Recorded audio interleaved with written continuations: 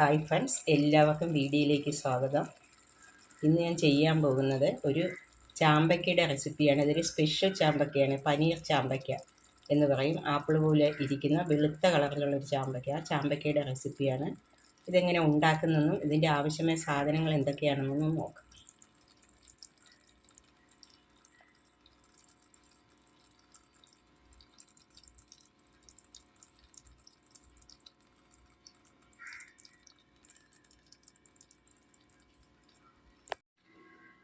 പനീർ ചാമ്പയ്ക്ക അച്ചാറിന് വേണ്ടി ഞാനിവിടെ ഒരു 15ഓളം പനീർ ചാമ്പയ്ക്ക എടുത്തിട്ടുണ്ട്. ഇതൊരു സ്പെഷ്യൽ ചാമ്പയ്ക്കയാണ്. സാധാരണ ചാമ്പയ്ക്കയല്ല, ഇത് കുറച്ചുകൂടെ വലുതാകുന്ന ഈ ഒരു കളറിലുള്ള ചാമ്പയ്ക്കയാണ്.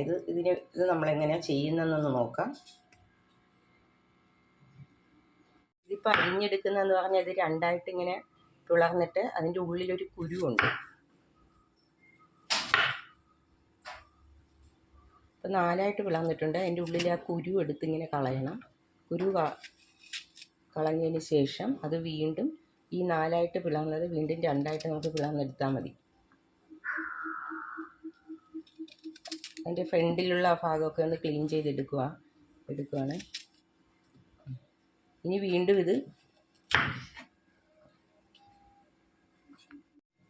ആ പീസുകൾ, ഈ 4ആയിട്ട് പിളർന്ന പീസ് വീണ്ടും 2ആക്കി എടുത്താൽ മതി. ഇങ്ങനെ നമ്മൾ ഒരേ പീസും എടുത്ത് 2ആക്കി മാറ്റി. അങ്ങനെ എല്ലാ ചാമ്പക്കയും, ഈ ഇരിക്കുന്ന ചാമ്പക്ക മുഴുവൻ നമുക്കിങ്ങനെ അരിഞ്ഞെടുക്കാം. അപ്പം ഞാൻ ആ പനീർ ചാമ്പക്കയാണ്. ചാമ്പക്ക മുഴുവൻ അരിഞ്ഞ് ഈ ഒരു വലിപ്പത്തിലുള്ള കഷ്ണങ്ങളാക്കി അരിഞ്ഞ് വെച്ചിട്ടുണ്ട്. ഇതിലേക്ക് കുറച്ച് ഉപ്പ് ചേർത്ത് കൊടുത്തിട്ടുണ്ട്. 2 മണിക്കൂറായിട്ടുണ്ട് ഉപ്പ് ചേർത്ത് മിക്സ് ചെയ്ത് വെച്ചിട്ട്. ഇനി ഇതിനാവശ്യമുള്ള സാധനങ്ങൾ ഒരു കുടം വെളുത്തുള്ളി എടുത്തിട്ടുണ്ട്, ഒരു വലിയ പീസ് ഇഞ്ചി എടുത്തിട്ടുണ്ട്, 1 ടേബിൾ സ്പൂണോളം അച്ചാർ പൊടി എടുത്തിട്ടുണ്ട്,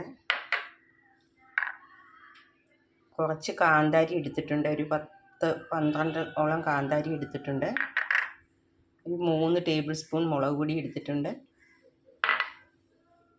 പിന്നെ നമുക്ക് ആവശ്യമായ കായം എടുത്തിട്ടുണ്ട്.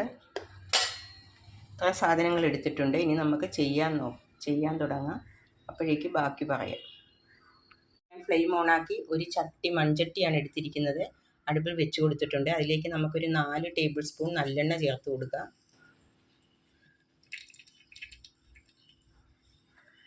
നല്ലെണ്ണ ഇനി നന്നായിട്ടൊന്ന് ചൂടായി വരട്ടെ. എണ്ണ നന്നായിട്ട് ചൂടായി വന്നിട്ടുണ്ട്. ഈ സമയത്തേക്ക് നമുക്ക് 1 ടീസ്പൂൺ കടുക് ചേർത്ത് കൊടുക്കാം.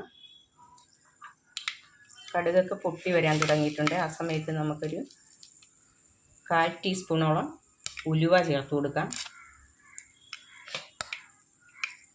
ഉലുവയൊക്കെ പൊട്ടി വരാൻ തുടങ്ങിയിട്ടുണ്ട്. ആ സമയത്തേക്ക് ഞാനിവിടെ വറ്റൽമുളക് എടുത്ത് വെച്ചിട്ടുണ്ടായിരുന്നു, ഒരു 3 എണ്ണം. അത് ചേർത്ത് കൊടുക്കാം.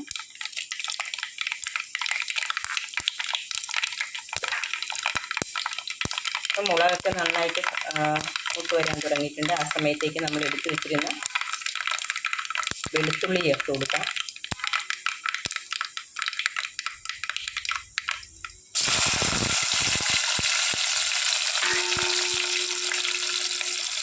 ഇഞ്ചി എടുത്ത് വെച്ചിരുന്നത് ചേർത്ത് കൊടുക്കാം. ഈ ഇഞ്ചി വെളുത്തുള്ളിയൊക്കെ നന്നായിട്ടൊന്ന് മൂത്ത് വരട്ടെ. നമുക്കൊന്ന് ഇളക്കി ഒഴിപ്പിച്ച് കൊടുക്കാം. ഇതൊന്ന് നന്നായിട്ടൊന്ന് മൂത്ത് വരണം.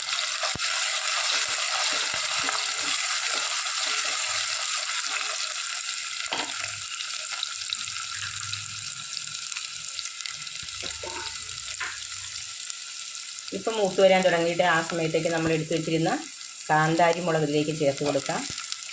കാന്താരി മുളക് ചേർത്ത് അച്ചാറുണ്ടാക്കിയാൽ നല്ലൊരു ടേസ്റ്റാണ്.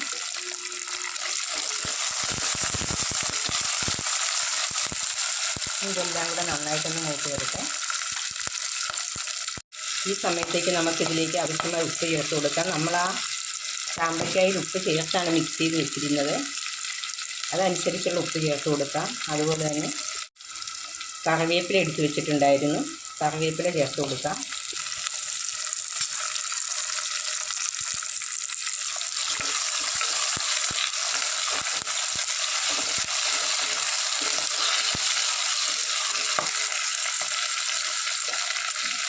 കാന്താരി, ഇഞ്ചി, പച്ചമുളക് എല്ലാം നന്നായിട്ടൊന്ന് വഴന്ന് വരാൻ തുടങ്ങിയിട്ടുണ്ട്. ഈ സമയത്തേക്ക് നമുക്ക് ആവശ്യമായ മസാലപ്പൊടികൾ ചേർത്ത് കൊടുക്കുക. ഒരു 1/2 ടീസ്പൂണോളം മഞ്ഞൾപ്പൊടി ചേർത്ത് കൊടുക്കുകയാണ് ഇവിടെ.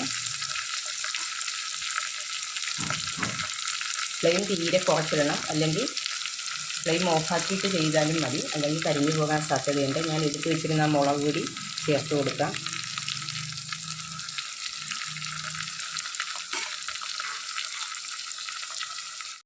എടുത്ത് വെച്ചിരുന്ന അച്ചാർ പൊടി ചേർത്ത് കൊടുക്കാം.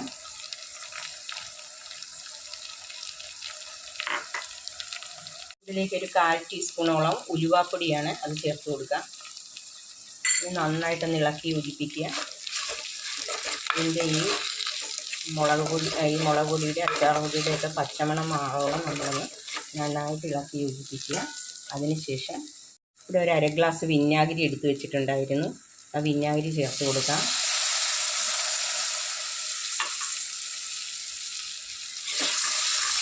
വിനാഗിരി ചേർത്ത് തിളച്ച് വരുന്നവരെ നമുക്ക് വെയിറ്റ് ചെയ്യാം.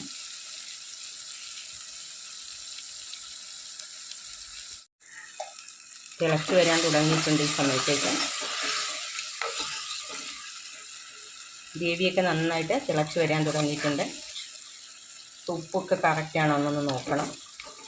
ഉപ്പും വിനാഗിരിയൊക്കെ ചേർത്ത കാരണം പുളി ഉപ്പുമൊക്കെ കറക്റ്റാണോ എന്ന് നോക്കണം.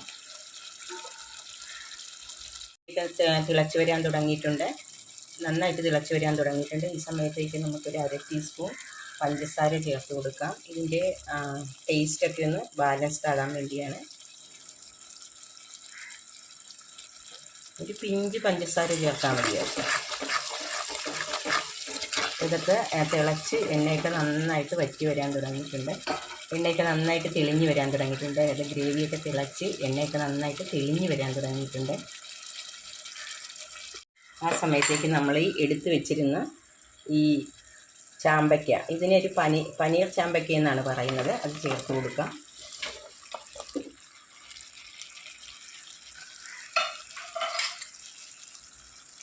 അപ്പോൾ ചാമ്പയ്ക്ക മുഴുവനായിട്ട് ഞാൻ ചേർത്ത് കൊടുത്തിട്ടുണ്ട്. ഇനി നന്നായിട്ട് അതിൻ്റെ ഗ്രേവിയൊക്കെ എല്ലായിടം വരത്തക്ക രീതിയിലൊന്ന് മിക്സ് ചെയ്ത് ചേർത്ത് കൊടുക്കാം. ഇത് സാധാരണ ചാമ്പക്കയല്ല, ആപ്പിൾ പോലെ ഇരിക്കുന്ന, ഇതിന് പറയുന്ന പേര് പനീർ ചാമ്പക്ക എന്നാണ്.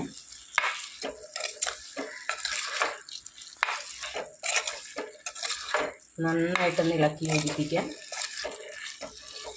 ചാമ്പക്കയിലേക്ക് ഉപ്പ് നേരത്തെ മിക്സ് ചെയ്ത് വെച്ചിരുന്നതുകൊണ്ട് ചാമ്പക്കയ്ക്കൊക്കെ നന്നായിട്ട് ഉപ്പ് പിടിച്ചിട്ടുണ്ട്. ഈ ഒരു മിനിറ്റ് നമുക്കിതൊന്ന് വെയിറ്റ് ചെയ്യാം. ചാമ്പക്കയിലേക്ക് മസാലയൊക്കെ ഒന്ന് പിടിച്ച് വരുവോളം 1 മിനിറ്റ് ഒന്ന് വെയിറ്റ് ചെയ്യാം. ഇപ്പോൾ എല്ലാം നന്നായിട്ട് മിക്സായി വന്നിട്ടുണ്ട്. ഈ സമയത്തേക്ക് നമുക്കൊരു 1.5 ടീസ്പൂണോളം കായപ്പൊടി ചേർത്ത് കൊടുക്കാം. കായമാണ് ചേർക്കുന്നത്. ഇതും കൂടെ ചേർത്ത് നന്നായിട്ടൊന്ന് മിക്സ് ചെയ്യുക.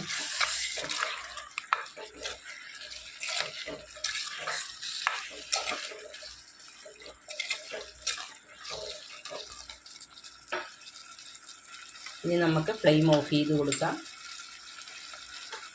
അങ്ങനെ നമ്മുടെ സ്വാദിഷ്ടമായ ആപ്പിൾ ചാമ്പക്ക അല്ലെങ്കിൽ പനീർ ചാമ്പക്ക അച്ചാർ റെഡിയായിരിക്കുകയാണ്. എല്ലാവരും ഒന്ന് ട്രൈ ചെയ്ത് നോക്കണം. വീഡിയോ ഇഷ്ടപ്പെട്ടെങ്കിൽ ലൈക്ക് ചെയ്യണം, കമൻറ്റ് ചെയ്യണം, ഷെയർ ചെയ്യണം. ആദ്യമായിട്ടാണ് വീഡിയോ കാണുന്നവരാണെങ്കിൽ ഒന്ന് സബ്സ്ക്രൈബ് ചെയ്ത് സപ്പോർട്ട് ചെയ്യണം. പിന്നെ നിങ്ങൾ വീഡിയോ കാണുമ്പോൾ അതിൻ്റെ സൈഡിൽ വരുന്ന ഒരു ബെല്ലൈക്കനുണ്ട്, അതും കൂടെ ഒന്ന് പ്രസ് ചെയ്യണം. ഇനി അടുത്ത നല്ലൊരു റെസിപ്പിയായിട്ട് വരുന്നവരെ താങ്ക്സ്.